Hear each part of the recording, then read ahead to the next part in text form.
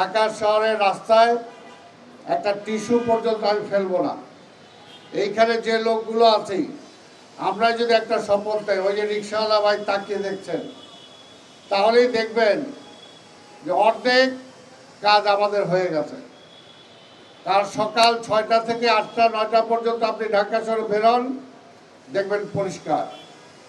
এরপরে যখন মানুষ বেরোইতে থাকে 9টা 10টা 11টা 12টা, তারপরে আবর্জনায় পরিপূর্ণ হয়ে গেছে শহর। এই কারণেই বললাম যে আমি যদি নির্দিষ্ট জায়গাটায় ময়লা ফেলি, যত্রতত্র ময়লাটা না ফেলি, তাহলে কিন্তু ঢাকা শহর আবর্জনা দেখা যাওয়ার কথা না। যদিও আমরা জানি সিটি কর্পোরেশনের লিমিটেশন আছে। এতদিন কোনো ডাস্টবিন ছিল না, কারণ ডাস্টবিন বিভিন্ন জায়গায় থাকলে সেই ডাস্টবিন পর্যন্ত মাদক সেবীরা নিয়ে যেয়ে বিক্রি করে ফেলত। কিন্তু আজকে প্রধানমন্ত্রীর নির্দেশে আমরা ডাস্টবিন দেওয়া শুরু করেছি। কাজেই এখন আর বলা যাবে না যে আমরা যত্রতত্র ময়লা না ফেলে কোথায় ফেলবো। ব্যবসায়ী ভাই যারা আছেন, আপনাদের কাছে বলবো, অনুরোধ করব সবাইকে, আপনার ব্যবসা প্রতিষ্ঠানের সামনে একটা বিন রাখেন বা একটা কৌটা রাখেন, সেখানে আপনারা পলিথিনটা ফেলেন, আবর্জনাটা ফেলেন। এই যে দেখেন, এইখানে আমরা কথা বলছি, এই যে একটা পলিথিন এখানে আমার সাংবাদিক ভাইয়ের নিচে পড়ে আছে, এটাই কিন্তু বৃষ্টি হওয়ার পরে এই নালাতে যাবে। যাওয়ার পরে আমি ধন্যবাদ জানাই আমার সাংবাদিক বন্ধুকে, তিনি দেখা মাত্র পলিথিনটা তুলে ফেলেছেন। এটা আমি এর জন্যই বলছি, এটি আমাদের শিক্ষা হওয়া উচিত। যদি আমরা এটা করি তাহলে ঢাকা শহরকে রক্ষা করতে পারবো। আজকে দেখেন এখানে স্লোগান আছে, বৃষ্টিতে নয় শহর ডুবে অসচেতনতায়। আমি জানি সাংবাদিক বন্ধুরা বৃষ্টিতে পানি জমার পরে আমার কাছে ছুটে আসেন এবং বলেন যে পানিটা কেন এতক্ষণ থাকছে, কেন পরিষ্কার করা হচ্ছে না। পাশাপাশি আমি ওনাদেরকে বলি যে আপনি যদি ওই প্রশ্নটাও করেন তাদেরকে যে কাদের কারণে পানিটা জমছে। আমি এখন মতিঝিল ঘুরেছিলাম, মতিঝিল ঘুরে শাপলা চত্বর হয়ে বঙ্গভবনের পিছন দিক দিয়ে রাজুকের পাশ দিয়ে আসলাম। সেদিক দিয়ে আমাদের কয়েকদিন ধরে এখানে পানি জমে যায়। আমি সেখানে ড্রেন পরিষ্কার করার জন্য নির্দেশ দিয়েছি, তারা ড্রেন পরিষ্কার করছে। দীর্ঘদিন যাবত এই ড্রেনটা বন্ধ ছিল। পাশাপাশি আজকে সেখানে দেখেন এক ব্যাংকের কর্মকর্তা, আমি আসার পরে ওদেরকে বললো এখানে কাজ করা যাবে না, এখন 2টার পরে আসেন। আমি নিজে আবার ঘুরে সেখানে গেলাম যে কি আপনার সমস্যাটা কি?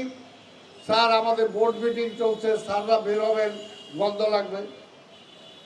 আর বুঝেন ওনারা গন্ধ সৃষ্টি করছেন, ফুটপাত দখল করে নিজের ব্যাংকে উঠার ব্যবস্থা করেছেন।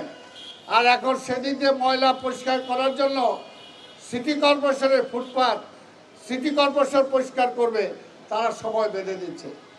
এর জন্যই বললাম যার যার দায়িত্বটা শেষে যদি সচেতন না হই, খালি সিটি কর্পোরেশন দিকে আঙ্গুল তুলে, ওই মেয়র বা প্রশাসকের দিকে আঙ্গুল তুলে কিন্তু লাভ হবে না।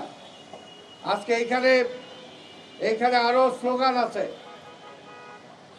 পুরো এলাকার জলবদ্ধতার জন্য একটা ম্যাট্রেসই যথেষ্ট।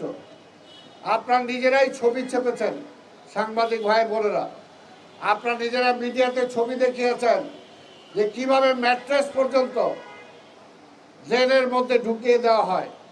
একটা ম্যাট্রেস যদি এই শাহবাগ, এই রমনাই চত্বরের কোথাও পানি যে জায়গায় দিয়ে যায়, সেই জায়গায় ড্রেনটা যদি বন্ধ করে দেয়, তাহলে তো এই পুরো এলাকাটা ভেসে যাবে। এটাই হলো বাস্তব। একটা ম্যাট্রেসের জন্যই এই পুরো এলাকায় জলবদ্ধতার সৃষ্টি হতে পারে। আবার এইখানে এটাও স্লোগান আছে যে আপনি যে হাত দিয়ে বর্জ্য ফেলছেন, আবার সেই হাত দিয়ে কমপ্লেন লিখছেন।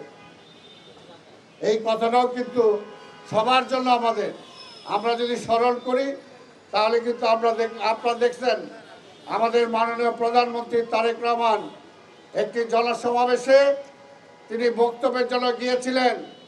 হঠাৎ করে তিনি তার মুখমণ্ডল মোছার জন্য একটা টিস্যু সংগ্রহ করে তিনি সেটা কিন্তু বাইরে ফেলে না দিয়ে সেই টিস্যুটাকে আবার পকেটে রেখে দিয়েছেন। অর্থাৎ এইগুলো আমাদের শিক্ষণীয়, আমাদের শিখতে হবে। একটা একটা করেই কিন্তু ওই যে বিন্দু বিন্দু পানি দিয়ে এই সমুদ্র হয় কথাটা আছে না, ঠিক একটা একটা কাগজ ফেলে একটা একটা পলিথিন ফেলেই কিন্তু ঢাকা শহরটা আজকে আবর্জনায় বিভিন্নভাবে ভরে যাচ্ছে। তাই আমাদের সচেতন হতে হবে। পাশাপাশি আমরা এটাও স্বীকার করি যে সিটি কর্পোরেশন আমি আসার আগে অনেকটা দায়িত্বহীনতা ছিল, কিন্তু আমি আসার পরে তাদের দায়িত্ব জ্ঞান বলেছি, যার যার যে দায়িত্ব আছে সে পালন করতে হবে, আর না হয় স্বেচ্ছায় অবসর নিতে হবে, আর নাহলে তাকে আমরা অবসর দিতে বাধ্য হব। পরিষ্কার কথা, যে যে কাজ করবেন সেই কাজ সিনসিয়ারলি করতে হবে। কোনো ফাঁকতে পারি, যার যার ঘর যেমনি পরিষ্কার রাখি, যার যার বিছনাটা যেমনি পরিষ্কার রাখি, ঠিক তেমনিভাবে বাড়ির আঙিনা এবং রাস্তাটাও যদি একইভাবে পরিষ্কার রাখি তাহলে কিন্তু পরিষ্কার হয়ে যাবে। আজকে এটা বাস্তব। আমি যদি এখন যাই, এই যে এখানে ফুল গাছের যত দোকানগুলো আছে, ফুল একটা সৌরভ ছড়ায়, সৌন্দর্য ছড়ায়, কিন্তু আমি যদি আপনাদের এখন নিয়ে যাই, আপনারা নিজেরাই দেখবেন এই দোকানগুলোর সামনে এত আবর্জনা হয়ে আছে। এই আবর্জনাটা কে করেছে? তারা যদি একটু সচেতন হয় দোকানদাররা, যে আমার উচ্ছিষ্ট ফুলগুলো আমি সামনে রাস্তায় ফেলে দেব না, আমি এটাকে একটা ডাস্টবিনে রাখবো, তাহলে কিন্তু ফুলের মতো দোকানটাও সুন্দর থাকবে, রাস্তাটাও সুন্দর থাকবে। এই জন্য বললাম আমাদের সবার দায়িত্ব, সবাই পালন করি।